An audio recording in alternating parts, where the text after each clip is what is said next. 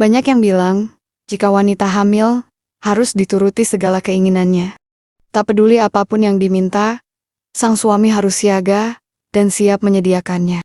Tapi, bagaimana jika sang istri, pada saat ngidam itu, menginginkan bisa menghabiskan malam dengan pria selain suaminya?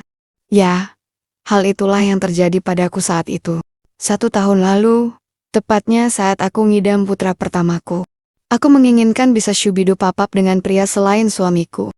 Dan anehnya, suamiku pun menyetujui hal itu. Sebelumnya sebut saja namaku Nisa. Pada awal kisah itu terjadi, usiaku 25 tahun dan sudah menikah dengan seorang duda yang usianya hampir 2 kali lipat umurku. Ya, ketika Mas Nesir suamiku menikahiku, usianya sudah 45 tahun. Ia ditinggal mati istrinya tanpa anak, lantaran menderita stroke. Kehidupan pernikahanku dengan Mas Nasir berjalan wajar-wajar saja. Dalam hal ekonomi, kami memang lumayan berkecukupan, lantaran Mas Nasir seorang pemilik pabrik makanan yang cukup besar, sehingga segala apa yang kuinginkan selalu diturutinya. Selain itu, hal yang membuatku beruntung memiliki suami seperti Mas Nasir, yaitu perilaku Mas Nasir kepadaku. Katakanlah, ia sangat perhatian padaku. Aku pun bahagia menjadi istrinya, dan begitu pula sebaliknya. Apalagi di tahun kedua pernikahan, kabar gembira menghampiri kami. Aku mulai telat kedatangan tamu bulanan. Dan setelah memeriksakan diri ke dokter, aku dinyatakan halim. Tentu saja Mas Nasir senang sekali mendengarnya. Bahkan sejak hari itu Mas Nasir semakin memanjakanku. Setiap pulang dari pabrik, selalu ada saja makanan kegemaranku yang dibelinya untukku. Dan hal itulah yang membuatku makin cinta padanya. Hanya saja, ada hal yang tak diketahui oleh suamiku. Yaitu dalam masa kehalimanku, entah kenapa setiap malam aku terus-terusan digoda oleh mimpi aneh. Aku jadi bertanya-tanya, apakah semua wanita halim akan mengalami hal yang sama denganku? Jujur, aku takut untuk berterus terang pada suamiku. Apalagi mimpi itu kadang membuat gejolak dalam diriku hadir. Berhari-hari aku memikirkan hal itu. Aku ingin menceritakan hal itu pada suamiku. Tapi, aku takut suamiku marah, dan lalu membuatnya tak lagi menyayangiku. Tapi kenapa aku terus-terusan digoda oleh bayang-bayang mimpi itu? Sampai pada suatu sore, suamiku pulang dari pabrik sambil membawa makanan kegemaranku. Tapi sejak aku digoda oleh mimpi aneh itu, aku jadi tak berselera makan. "Kamu kenapa toh, Dek? Kok sekarang jadi malas makan gitu?" Tanya suamiku yang mengetahui perubahan itu. Aku tak menjawab, hanya tersenyum lirih. Biasanya kalau halim muda kan suka ngidam. "Apa kamu ada yang diinginkan?" Tanyanya lagi. Aku mengangguk sambil tersenyum. "Ada sih, Mas, tapi bukan makanan." "Terus apa dong? Ngomong aja terus terang." "Nggak ah, takut Mas marah." "Kenapa harus marah?" "Soalnya keinginanku itu agak nggak wajar, Mas." "Iya nggak apa-apa. Kalau ngidam memang suka yang aneh-aneh kok. Kamu ingin apa?" "Tapi aku takut Mas marah." "Enggak kok, Dek. Mas janji nggak akan marah." "Beneran janji loh, Mas." Iya, Dek. Mas janji." "Tapi aku malu mau ngomongnya, Mas." Sahutku sambil menyandarkan kepala di bahu suamiku. "Loh, kok malah malu? Ngomong aja, kan aku udah janji nggak marah." Sebenarnya, aku ingin ucapanku tersendat di tenggorokan, lantaran tahu jika apa yang kuinginkan ini bukan hal yang biasa. "Ingin apa toh, Dek?" Tanya suamiku lagi. Aku sering mimpi aneh, Mas. Mimpiin perahu motor Hendra." "Lah, terus?" "Gak tahu kenapa, aku jadi bayangin bisa ngambil perahu itu. Tapi Mas, jangan marah ya." Mas Nesir tampak seperti heran. Tapi sesaat kemudian, ia menepuk bahuku sambil berkata, "Itu sih gampang, Dek.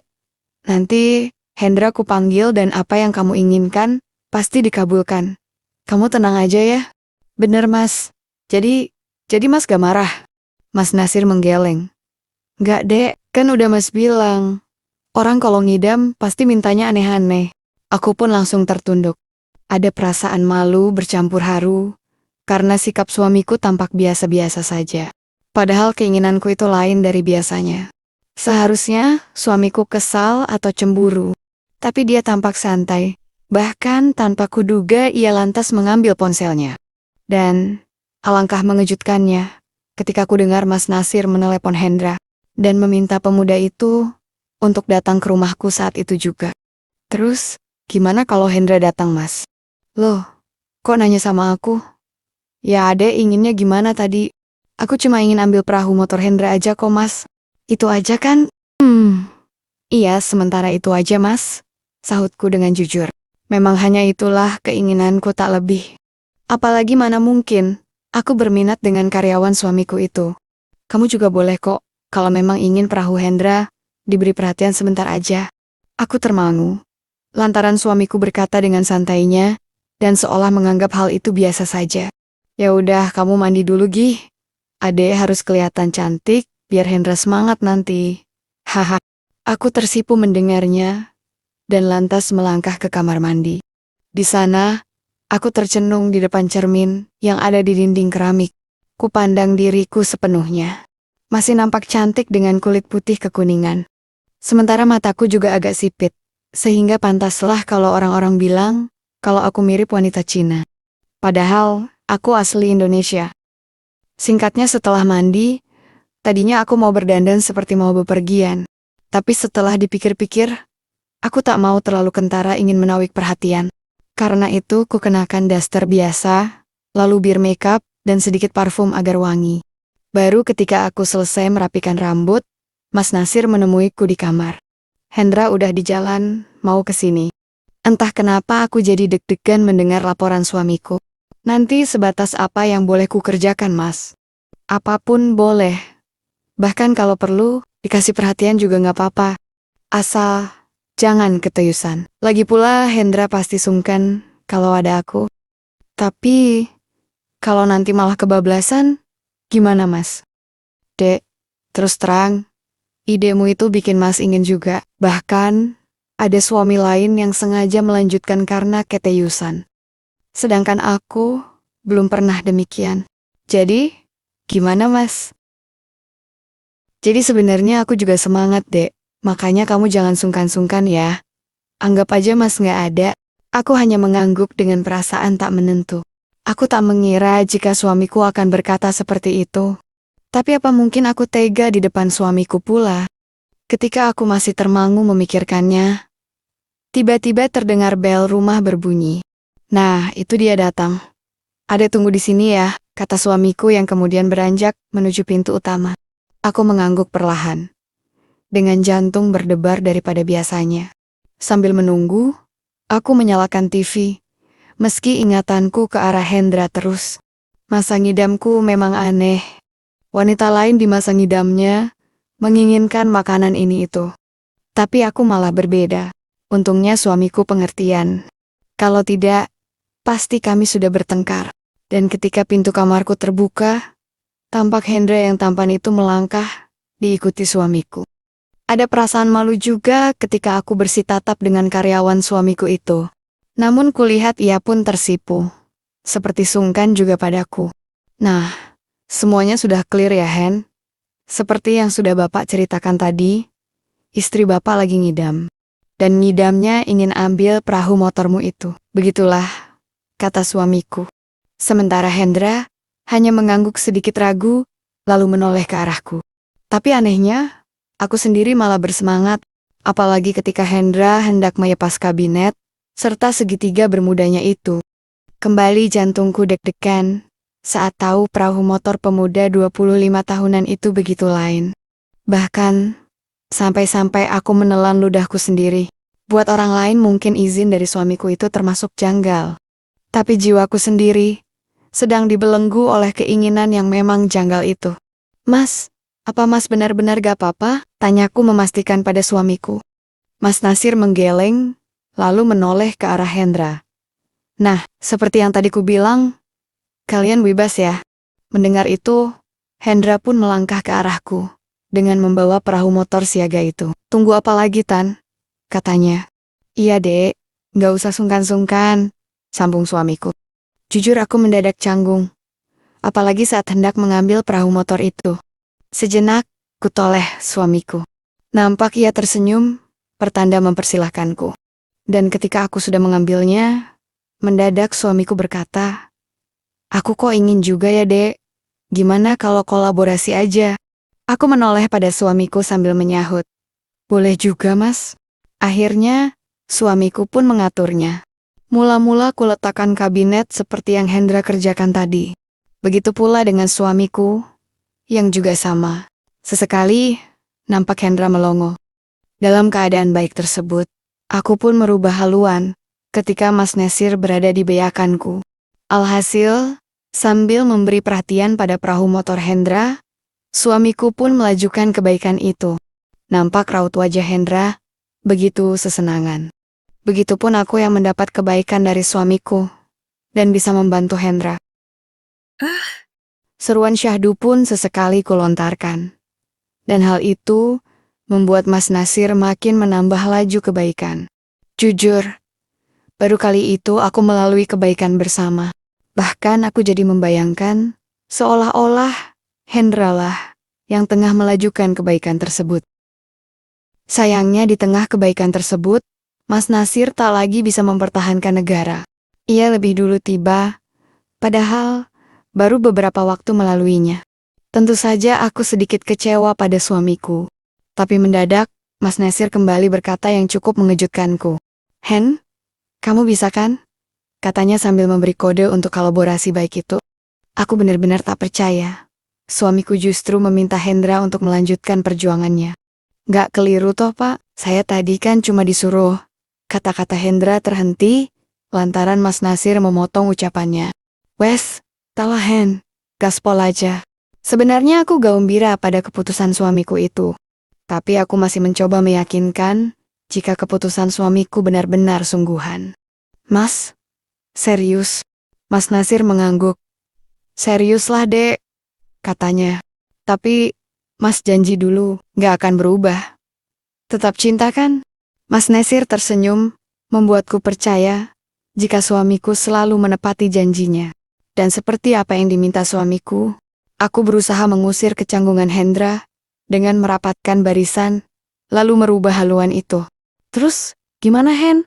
tanyaku pada Hendra. "Kalau saya, apa kata tante aja?" "Ya udah, tunggu apa lagi?" sahutku. Dan ya, perahu motor itu pun melaju sebagaimana mestinya. Sungguh sulit kulukiskan dengan kata-kata bencananya. Sesekali kulihat Mas Nasir masih memantau rapat paripurna itu. Ia hanya tersenyum sambil memberi jempol, lantaran Hendra menjalankan tugas negara tersebut sesuai perintahnya. Mungkin itulah rapat paripurna yang paling lain menurutku. Bagaimana tidak, Hendra dengan baiknya membantuku, sementara suamiku memberi dukungannya. Adakah istri lain pernah mengalami hal serupa denganku? Dan yang paling mengesankan lagi, Hendra yang memang lebih muda dari suamiku, tentu menyimpan kelebihan tersendiri. Aku bahkan tak tahu berapa kali mengalami musibah banjir bandang saat itu. Hingga beberapa waktu lamanya, akhirnya kebaikan tersebut pun berakhir. Setelah pundi-pundi kebaikan, Hendra terpancar ke sembarang arah. Sejenak suasana menjadi hening. Aku masih berusaha mengumpulkan spirit itu. Begitu pula dengan Hendra yang juga sama. Sampai tak lama kemudian, suamiku memulai obrolannya. 3 hari lagi aku harus keluar kota, mungkin 2 hari bermalam di sana. "Tolong Bapak titip tantemu ya Hen," kata Mas Nasir, membuat aku dan Hendra kaget. "Loh, Mas beneran?" tanyaku pada Mas Nasir. "Iya beneran toh Dek," sahutnya. Sungguh aku kembali dibuat tak percaya. Kukira setelah rapat paripurna itu, Mas Nasir tak akan lagi meminta bantuan Hendra. Tapi, rupanya tidak. "Gimana Hen? Bisa?" tanya suamiku lagi pada Hendra. Hendra pun dengan ragu mengangguk sambil menoleh ke arahku. "Iya Pak, malam aja kan? Siangnya saya kerja Pak," kata Hendra. Kemudian, suamiku mengangguk lalu menoleh ke arahku. "Piye Dek?" katanya, menunggu kepastianku. "Gimana baiknya aja Mas." Begitulah percakapan terakhir sebelum akhirnya Hendra bergegas pulang, sementara aku dan suamiku kembali bersantai di rumah. Dan singkatnya, 3 hari kemudian, Hendra menepati janjinya. Setelah Mas Nasir pergi keluar kota, Hendra datang mengunjungiku. Setiap pulang kerja, Ia tak pulang ke rumah kontrakannya, tapi langsung menuju rumahku. Aku pun menyambutnya dengan masakan yang kubuat sendiri untuk makan bersama. Dan barulah selesai makan, rapat koordinasi paripurna itu kembali digelar. Aku pun dengan senantiasa menjalaninya dengan perasaan tenang dan nyaman. Apalagi sudah mendapatkan izin dari suamiku. Setiap saat, aku dan Hendra laksana pengantin baru yang sedang dilanda rindu. Tapi setelah Mas Nasir pulang dari luar kota, terpaksa kebiasaan baik itu dihentikan dahulu. Dengan janji bahwa kalau Mas Nasir keluar kota atau keluar provinsi lagi, Hendra akan mengunjungiku lagi. Aku pun menyetujuinya dan menunggu suamiku akan pergi keluar kota lagi. Tapi setelah itu, bukannya kabar baik yang kuterima, tapi justru masalah yang tak diduga-duga pun terjadi. Seminggu sejak Mas Nasir pulang, mendadak Hendra dimutasikan keluar pulau dengan kedudukan dan gaji yang tinggi. Dan hal itu atas perintah suamiku sendiri. Jujur aku kaget dan sempat kecewa dengan keputusan suamiku. Hanya saja, aku mulai memahami dan mencoba mengerti dengan perasaan suamiku. Mungkin suamiku mengambil keputusan itu lantaran takut jika aku akan keteyusan dengan karyawannya itu.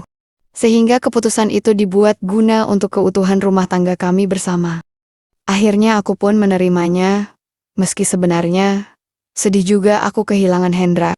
Karena biar bagaimanapun juga, Hendra sudah memberikan warna lain pada kehidupan rumah tanggaku.